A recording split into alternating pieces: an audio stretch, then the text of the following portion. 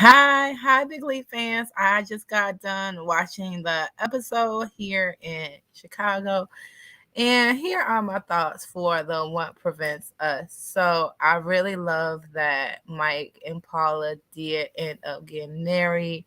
Yeah, Mike had the ring, had his pepper ring to bring everything in. That was really cute. I love their love, and I am going to be all over the place because these are just my fresh thoughts. I am really glad that Jessica, I actually know the woman that plays her, is showed the video to Gabby, but then I'm still really mad that Reggie didn't just tell her because it did end up being nothing, but it would be better if she actually heard it from him instead of having to see the video recording of it. And it's still the question of where did he go after he put the woman in the car, and her mama was trying to tell her to slow down things a bit. So now at the end, when Sam is asking about Reggie, she has to tell him that Reggie's not coming over tonight, and he's still thinking that things are all good. And there's things that that he just didn't tell her about. So that has a little tinge on their relationship. Now, are they still in a relationship now? But back to when the video was being revealed. I thought the video was going to be revealed before Gabby was gonna perform with Squan Lake. I thought that was gonna be something really like bad and bad was going to happen. But Jessica, I think she may. I mean, I'm sad that this is happening to Gabby, but she may have a promotion in her future for that move.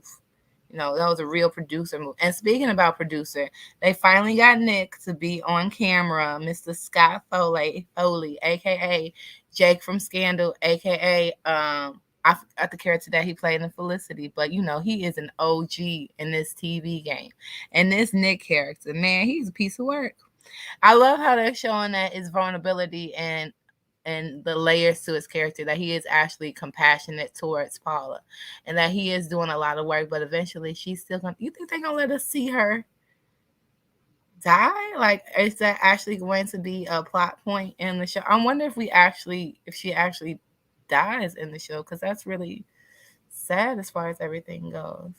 And so he's trying to produce the show and officiate the show, and he gets to go around the Michigan law within 24 hours because somebody there wants to be on the show, and she is not a good dancer. Monica even says it herself. And speaking of that, they play At Last, and it said At Last a cheek to touch, and that's when Monica and Nick, they actually touch cheeks from each other. And then it says when you smile, they actually smile. So again, the Big Leap people are actually using the story of the music to tell their story. It's like a layer and then a layer with the music. It's like layers on top of layers. That, and I was totally surprised when Kevin, which is Julia's husband, yeah, they haven't got divorced yet, actually came back into the picture at a frozen yogurt place of all this stuff. And the Australian guy, he was just like completely oblivious to what's going on. So he's been there that whole time, and he just decided to show up now. He said he wants to build a foundation brick by brick, and he wants to get back with her, and she's like totally over him. And I love how the Australian audio guy, he just wanted to hang out with her. Like, they were supposed to have like a proper date, but then they just ended up getting some frozen yogurt and having some banter about nail polish names and makeup names. Like, they were just hanging out at the drugstore. So that was really cool. I like the way that was going. And then he was holding up the sound, and the guy was like telling him that he could make moves better than Thunder down under over there. That was a funny line. And Julia was just really advocating for him to be in their children's lives instead of him being in her life. Like, he is just so over it. And then Nick had to get a divorce, had to get Paige, which is Mike's now ex-wife, to sign the papers. That whole interaction was really funny. And we got to see a little tender moment with Nick talking about his divorce, how divorce is horrible, but you need to be happy and you need to move on. So that may be related, because in the beginning of the show, he was involved with his own divorce proceedings. Remember, he and his wife were ex-wife now, were talking about custody of their child, Henry. Um, so, and then Mike and Paula, they got married. They had a little quickie wedding.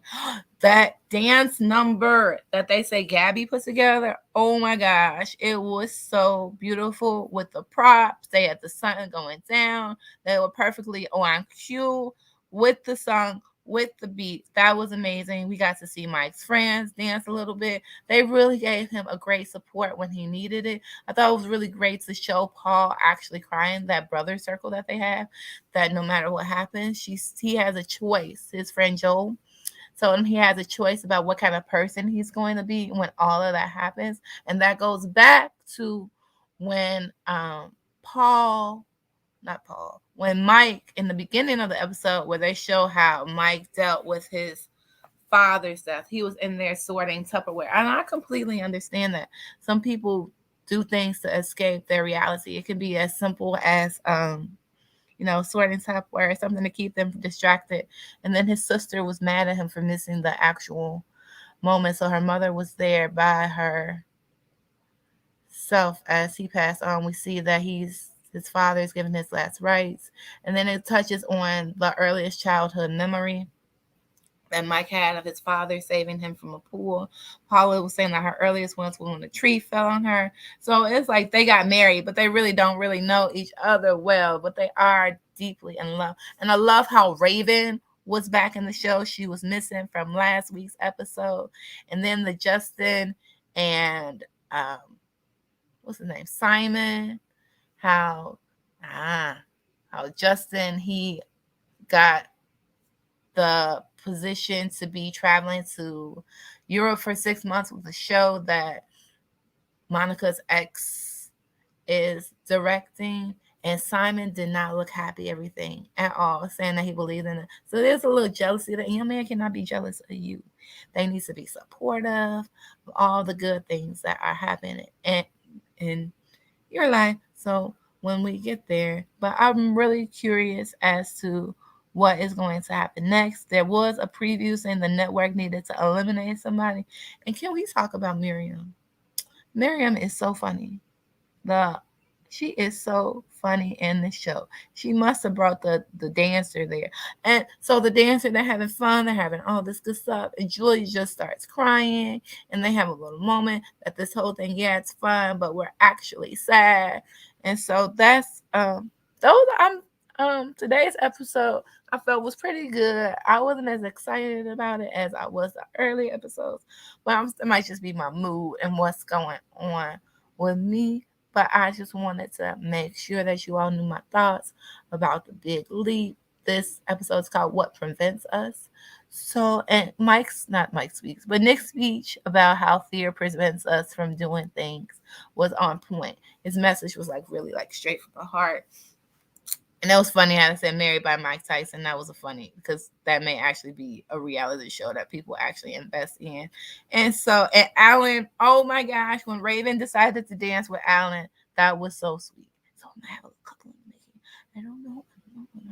But I do love how Raven is back.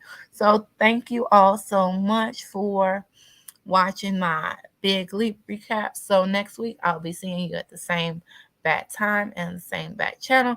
Remember to like this video. Maybe I need to start putting that in. Okay, I'm rambling. All right. Start putting that in. Like this video, and down below you can write down your favorite moment from this week's episode. What prevents us? Have a great day. Bye.